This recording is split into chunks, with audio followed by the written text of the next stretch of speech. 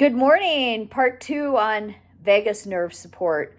So there's different areas of the body that relate to the vagus nerve, and so reflexology is based on some of that. And there's points on the foot that relate to the vagus nerve, and there's points on the ear that relate to the vagus nerve. So if you have overall dysfunction of gut system or your anxiety system, where you have tremors or things like that in your neurological condition, a lot of times those are going to be that high alert system firing off constantly. So sometimes we can use vagal support to assist us with calming that down, and I talked about that in the first video. So there's different points on the ear as well, and those are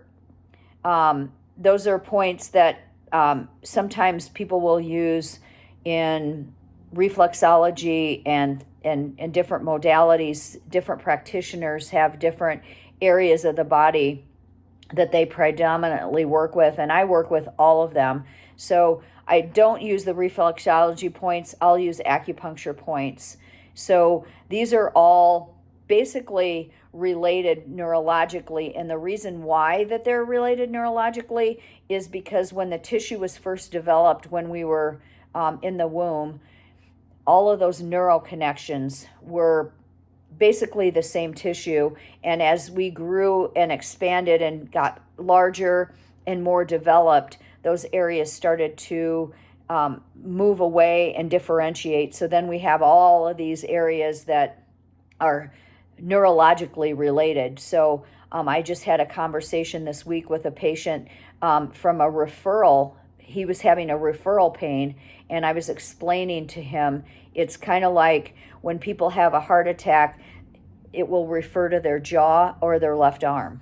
So those are neurological connections. So when you're having an organ dysfunction, you can't feel necessarily it in your heart, but it'll refer to other areas. So that's kind of what happens with acupuncture points and vagal stimulation. So we can do it in a lot of different ways that protects the body from overstimulation, because if somebody their high alert system is going at full tilt, we may want to be a lot more cautious as to how much we change that. And so there's a very fine line between coming and introducing some things. So there's automatic vagal support. So you can have a vagal nerve stimulator, but then you're not monitoring how much stimulation you're getting, and how do you know when it's enough is enough? Well, your autonomic nervous system will tell you, and a practitioner that understands how to look for those signs for fatigue factor. So some patients we can go full tilt and it's not a problem, but then there's some that are very they're running high, and their activation doesn't take a whole lot. So we can stimulate just a little bit, and that's enough. So we have to be able to differentiate some of these things in order to take care of the patient appropriately. So give Sauter Chiropractic a call. I'm at 303-385-3432 or sauterchiropractic.com.